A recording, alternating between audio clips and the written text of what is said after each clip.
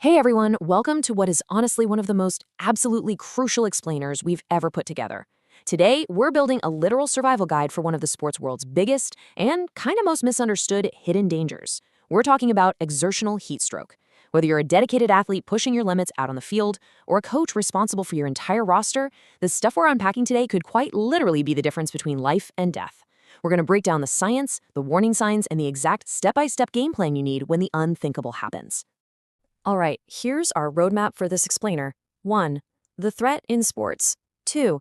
The science of overheating. 3. Spotting the warning signs. And 4. Essential immediate cooling steps. Let's get right into it. I want to kick things off with a pretty chilling observation from a Dr. J.J. Levick, written way back in 1859. He noted by exertional heat stroke strikes down its victim with his full armor on. Youth, health, and strength oppose no obstacle to its power. I mean, wow, the sun, for all the good it does, has this terrifying ability to just pull the plug. It genuinely doesn't matter how strong you are, how incredibly fit you are, or how young you are. This condition can cut right through all of that in a heartbeat. To really put a face to this danger, let's rewind to 1985.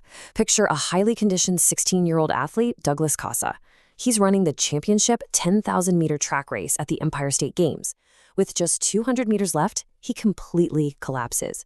He actually manages to get back up, literally fighting against his own failing biology, only to go down again on the final straightaway.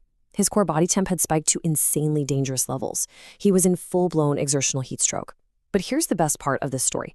Douglas survived. Because he got immediate and proper treatment, he lived. And today, he's gone on to help save 167 people in those exact same desperate circumstances. Survival is totally possible, but we absolutely have to know what we're up against. Okay, part 1. The threat in sports. So let's clear up a massive misconception. When most of us hear heat stroke, we immediately picture classical heat stroke, right? You know, the kind that affects vulnerable folks like infants or the elderly during passive situations like a brutal summer heat wave. But exertional heat stroke, or sunstroke, is a whole different beast. It's triggered by intense exercise in the heat. It is an aggressive, rapidly moving condition. In fact, it is literally a top 3 killer of athletes and soldiers in training. This isn't just an old person's disease. This is a premier threat for prime-age, super-conditioned people pushing their absolute limits. Moving on to part 2, the science of overheating. Did you know that when you're working out, a staggering 80% of the energy you use isn't even moving your muscles? It's actually transformed directly into heat. Normally, your body handles that massive heat dump through what's called compensable heat stress, meaning it compensates by sweating it out. But if you push a little too hard or the temperature and humidity are just too brutal, you hit a terrifying tipping point: uncompensable heat stress. Basically, your body just cannot ditch the heat as fast as it's making it.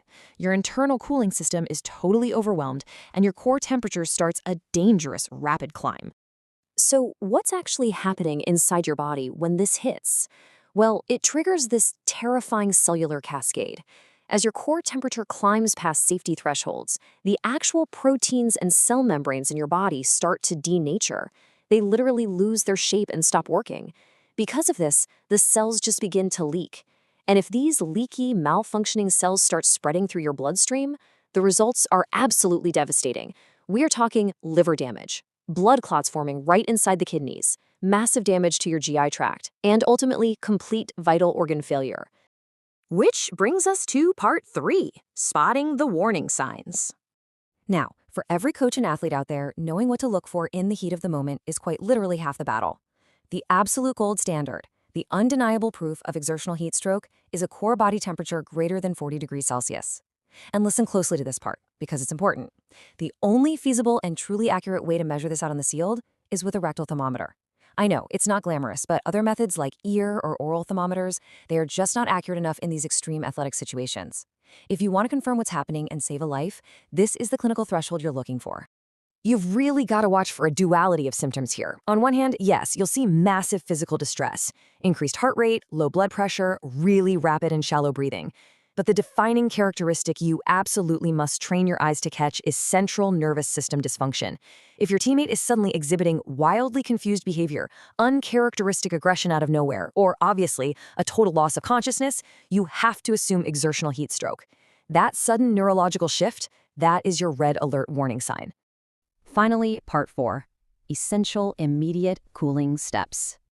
All right, this is it. This is the most critical part of our action plan today. I want you to make this your golden mantra. Cool first, transport second. In an emergency, human instinct is to throw the person in an ambulance and rush them to the hospital as fast as possible. Do not do that. On-site cooling absolutely must happen before you move that victim an inch.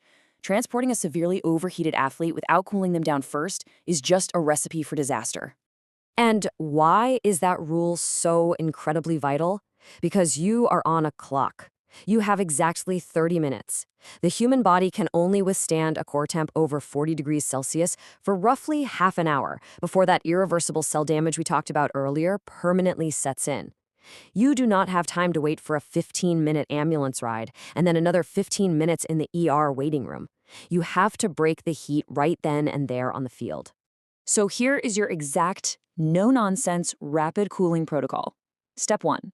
Before you do literally anything else, shout for someone to call emergency services. Step 2. Strip away any athletic or protective gear from the victim. Get those helmets, pads, and thick jerseys off immediately. Step 3. Get them in an ice water tub. And you need to aggressively stir that water. You have to break up the thermal barrier their body makes so you can maximize the cooled surface area. Don't have a tub? Douse them continuously with ice water and throw soaking wet towels over their entire body.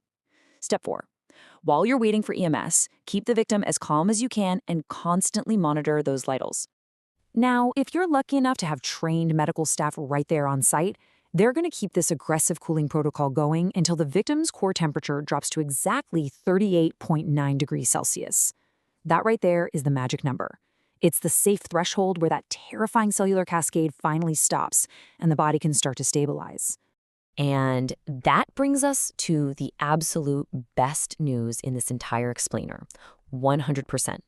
Even though exertional heat stroke is a top 3 killer in sports, the medical data is incredibly clear. If you follow these immediate cooling steps, if you cool first and transport second, this condition is 100% survivable. Douglas Casa proved it back in 1985, and those 167 lives he's helped save have proven it every day since. So I'm going to leave you with this final thought. We know the science now. We know the warning signs to look for, and we have the exact protocol to guarantee a 100% survival rate. But, knowledge is only power if you actually use it. So ask yourself, if a teammate or an athlete you coach collapses on the field today, right in front of you, are you truly prepared to save their life? Don't just let this information sit idle.